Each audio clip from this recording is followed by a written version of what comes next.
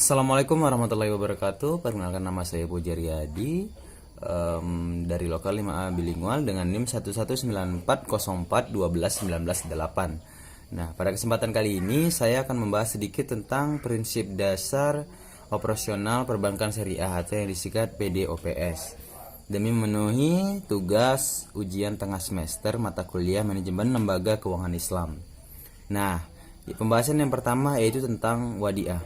Wadiah sendiri yaitu penitipan suatu barang tertentu dari satu pihak ke pihak lainnya, atau dalam perbankan syariah yaitu merupakan simpanan nasabah yang dititipkan kepada lembaga keuangan syariah. Kemudian untuk wadiah sendiri itu memiliki beberapa jenis pembagiannya. Seperti yang pertama yaitu yad amanah.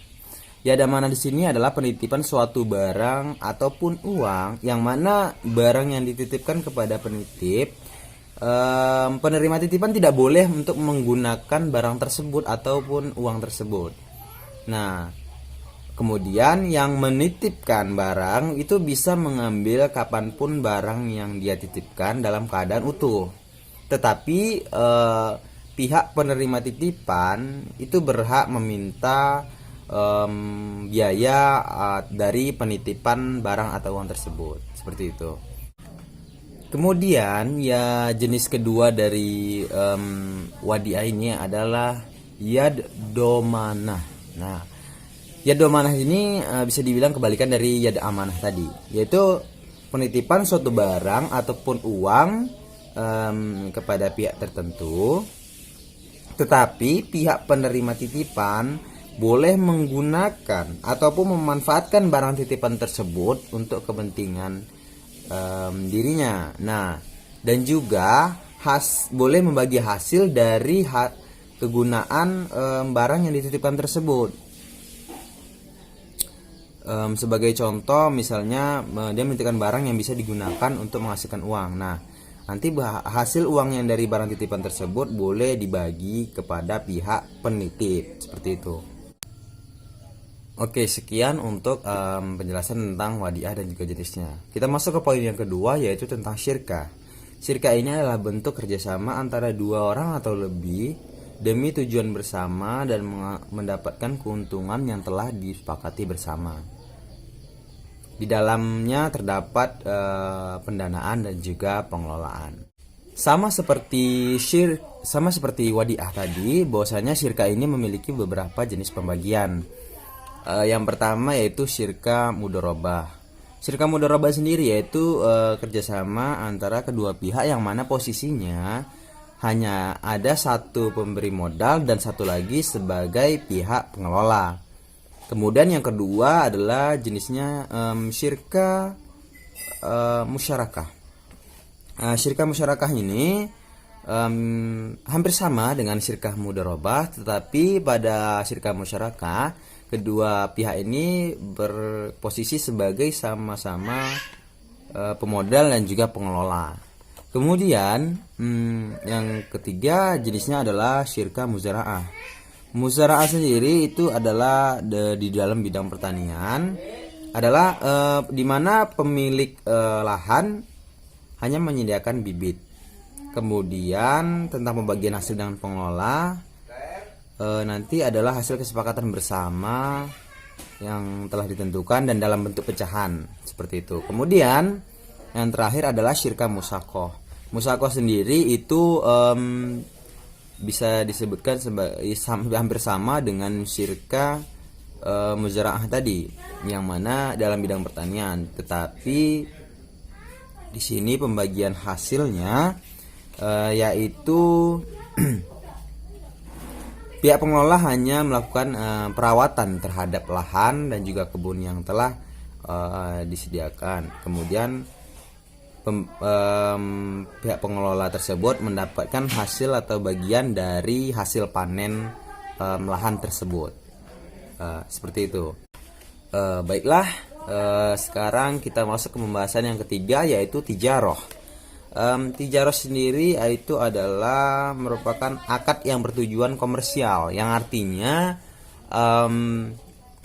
pemindahan suatu kepemilikan barang ataupun benda dari pihak satu ke pihak lainnya. Dalam tijaroh pun terdapat beberapa pembagian ataupun jenisnya. Yang pertama yaitu murabahah. Murabahah sini adalah kesepakatan antara pembeli dan penjual tentang harga yang telah disepakati, yaitu dari mulai harga asli barang, kemudian ditambah ongkos pembelian dan juga keuntungan yang telah didapatkan oleh penjual. Nah, jadi harga ini telah sama-sama disepakati. Kemudian yang kedua adalah salam. Salam di sini artinya adalah akad jual beli yang mana kita membayar terlebih dahulu di muka, kemudian barang dikirimkan setelah kita membayar. Nah, yang kemudian yang ketiga adalah istisna. Istisna di sini maksudnya akad jual beli, yaitu kita memesan terlebih dahulu barang yang kita inginkan, kemudian barang tersebut diproses dulu sesuai dengan pesanannya, baru pembayaran bisa dilakukan secara langsung ataupun di belakang, seperti itu. Baiklah, kita masuk ke pembahasan berikutnya, ya, yang mana bahwasanya tadi di pembahasan ketiga ada tijaroh. Pembahasan keempat ini adalah ijaroh. Nah, satu T satu I. Yang ijaroh ini adalah bentuk sewa menyewa dari suatu pihak kepada pihak lain dalam kurun waktu tertentu sesuai yang telah disepakati. Ijaroh ini memiliki dua jenis. Yang pertama yaitu ijaroh mutlakoh. Ya, ijarah mutlakoh di sini artinya adalah sewa menyewa. Misalnya dari suatu bank, dia menyewakan suatu barang dalam bentuk bangunan ataupun yang lainnya kepada nasabah. Namun pada akhirnya barang tersebut harus dikembalikan kepada pihak bank. Kemudian yang kedua yaitu adalah ijaroh muntahiyah bitamlik. Nah, bedanya dengan ijaroh mutlakoh adalah ijaroh muntahiyah bitamlik ini adalah sewa menyewa dari sewa menyewa barang ataupun yang lainnya.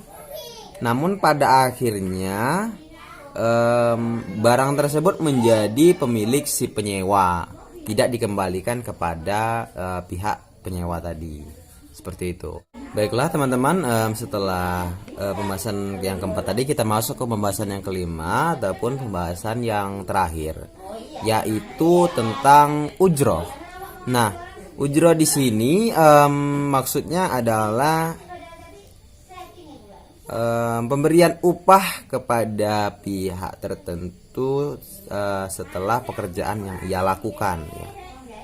Gitu. Jadi, ujroh sendiri di sini berkaitan erat dengan ijaroh. Karena apa? Karena ujroh timbul setelah adanya akad ijaroh tersebut. Untuk ujroh sendiri memiliki beberapa jenis juga. Yang pertama ada wakolah ataupun wakolah bil ujroh. Ya, jadi wakolah bil ujroh ini adalah akad pemindahan kekuasaan seseorang kepada orang lain untuk melakukan sesuatu yang bersyarat hukum dengan memberikan upah ataupun imbalan. Untuk jenis yang kedua yaitu adalah kafalah bil ujroh. Kafalah bil ujroh di sini yaitu pemberian upah ataupun imbalan atas jasa berupa jaminan yang diberikan oleh pihak penanggung kepada pihak ketiga untuk memenuhi kewajiban pihak kedua. Kemudian untuk jenis yang ketiga dari ujroh sendiri adalah hawalah. Hawalah di sini artinya adalah pengalihan hutang piutang dari satu pihak kepada pihak lainnya. Ini dilakukan sesuai dengan kesepakatan dan juga atas kerelaan dari pihak terkaitnya, karena di sini pengalihan hutang piutang ini cukup sensitif karena misalnya ada contoh si A berhutang kepada si B, tapi karena si B ini punya hutang juga kepada karena si B ini dihutangi juga oleh si C, maka bisa saja si B ini mengalihkan hutangnya kepada si C untuk membayarnya langsung kepada si A, seperti itu. Jadi adalah pengalihan hutang piutang dari pihak satu ke pihak lainnya dengan kesepakatan bersama. Nah, kemudian untuk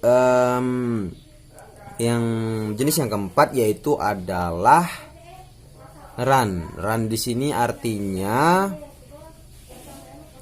penyerahan barang ataupun harta kepada pihak bank untuk jaminan jaminan pembayaran sebagian ataupun seluruh hutang dari nasabah, seperti itu.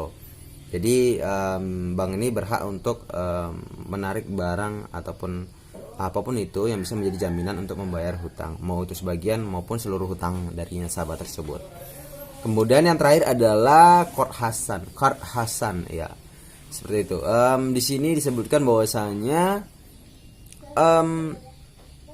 adalah pinjaman tanpa bunga. Tetapi peminjam harus mengembalikan uang itu secara sekaligus ataupun dalam batas waktu tertentu. Tidak boleh dari itu. Nah, seperti itu. Baiklah, mungkin itu saja yang bisa saya sampaikan tentang prinsip dasar operasional perbankan syariah. Seperti itu. Terima kasih. Assalamualaikum warahmatullahi wabarakatuh.